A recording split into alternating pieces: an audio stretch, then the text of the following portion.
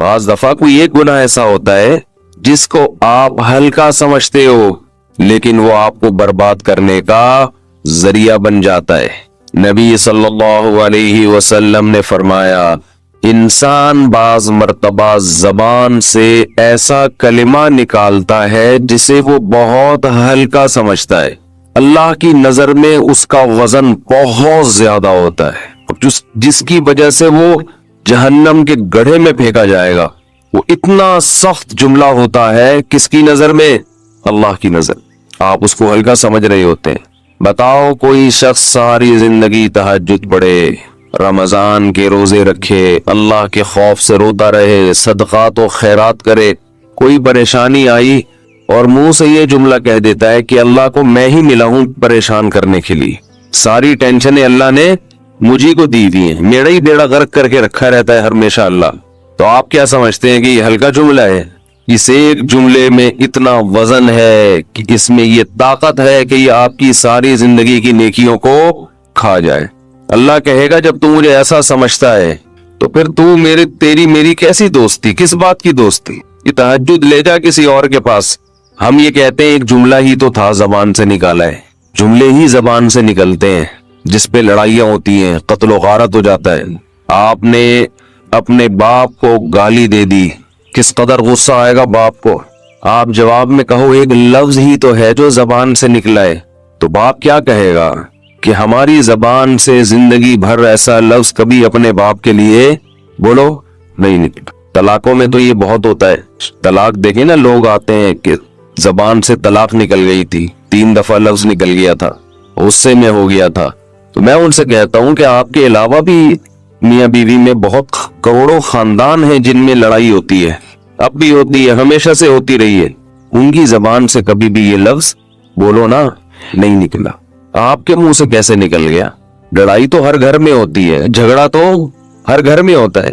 آپ کو بولنے سے پہلے لفظ کا وزن چیک کرنا چاہیے کہ میں کیا بول رہا ہوں، کس کے سامنے بول رہا ہوں، اس کا ویٹ دیکھنا چاہیے۔ بول دیا کلمہ کفر ایک دفعہ زبان سے نکالتا ہے انسان، اور اس کلمے میں یہ طاقت ہے کفر کے کلمے میں کہ آپ کی ساری زندگیوں کو 1 سیکنڈ میں کھا کے ختم، 1 سیکنڈ میں۔ نبی صلی اللہ علیہ وسلم نے فرمایا انسان اللہ سے دعا مانگتا ہے، زندگی بھر مانگتا رہتا ہے، اور اللہ زندگی بھر دعاؤں کو قبول کرتے رہتے ہیں، لیکن اس کو نظر نہیں آ رہا ہوتا، اس کو نظر کہ اللہ اپنے طریقے سے دعا قبول کرتا ہے۔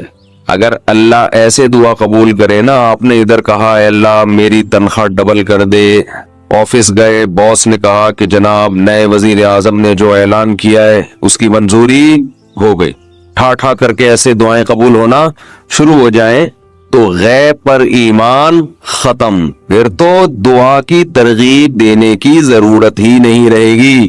سب لوگ مصلی لے کے مسجد میں آ جائیں گے، سارا دن دعائیں مانگتے رہیں گے کہ اللہ سے جو مانگو ملتا ہے، خربوزہ مانگو خربوزہ ملتا ہے، تربوز مانگو تربوز ملتا ہے، افطاری میں پکوڑے مانگو پکوڑے ملتے ہیں، سموسے مانگو بھوک لگ رہی ہے کیا کریں، سموسے ملتے ہیں، جو مانگو وہ ملتا ہے۔ تو دعائیں تو لازمی قبول ہوتی ہیں، لیکن انداز وہ ہوتا ہے جو اللہ کرتے ہیں۔ اللہ کہتے ہیں میں اپنے طریقے سے کروں گا۔ اب اس کی بڑی لمبی چوڑی تفصیل ہے کہ کیسے قبول ہوتی ہے۔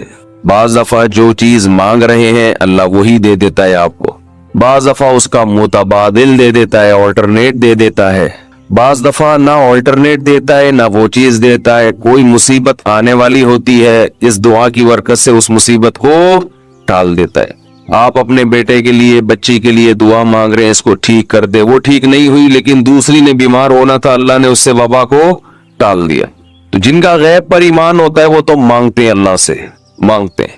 پتا ہے بھائی یہ ہو نہیں سکتا کہ جس خدا نے کہا ہے کہ میرے سامنے ہاتھ اٹھاؤ، حدیث میں آتا ہے اللہ میں اتنی غیرت ہے کہ جب کوئی اللہ کے سامنے ہاتھ اٹھا کے مانگتا ہے تو اللہ کو خالی ہاتھ لوٹاتے ہوئے حیا آتی ہے۔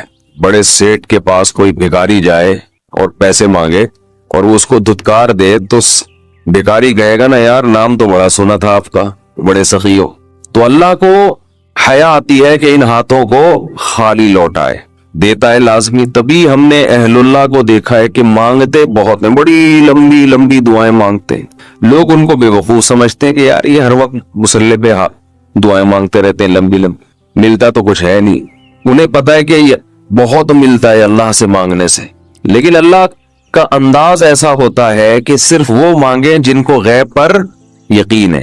یعقوب علیہ السلام ساری زندگی مانگتے رہے اللہ تعالیٰ سے. اس مانگنے کا بدلہ کیا ملا ہے؟ دوسرا بیٹا بھی اللہ نے چھین لیا. عجیب بات ہے یا نہیں ہے؟ پہلا بیٹا گم ہوا تو اللہ سے اس کے ملنے کی دعائیں مانگتے رہے. دعا کیا قبول ہو رہی ہے؟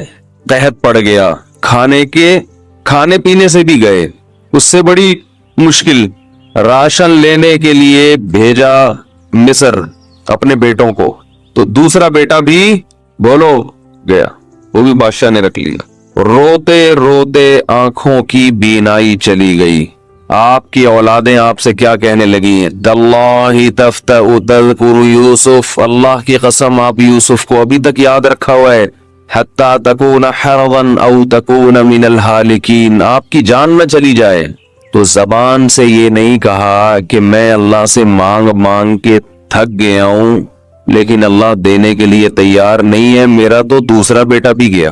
جب دوسرا بیٹا بھی گیا ہے نا, اس وقت یہ الفاظ کہے ہیں کہ آنکھوں کی بینائی چلی گئی. تو گھر والے کہنے لگے کیا آپ کو ابھی تک یاد ہے کچھ چیزیں غیر اختیاری ہوتی ہیں, اپنے اختیار سے غم کو سوچنا یہ شریعت میں جائز نہیں ہے, لیکن کچھ چیزیں انسان کے اختیار میں نہیں ہوتی. وہ غم جو آپ کے اختیار میں نہیں ہے اس پہ آپ کو گناہ نہیں ملتا بلکہ صبر پہ ثواب ملتا ہے.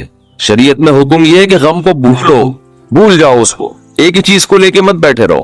لیکن حضرت یعقوب علیہ السلام کو اپنے بیٹے سے اتنی محبت ظاہر ہے اس بیٹے میں بہت ساری خصوصیات تھیں.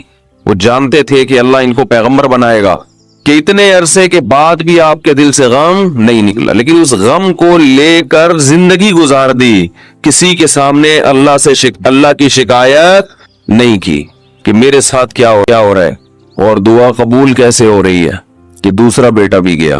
بیٹوں نے آ کے بتایا کہ آپ کے بیٹے نے چوری کی تھی جس کی وجہ سے بادشاہ نے اس کو رکھ لیا. قال بل سولت لکم انفسکم امرا, باپ نے کہا تم نے جیسے پہلے ایک کہانی گڑھی تھی دوبارہ سے ایک کہانی گڑھ لی.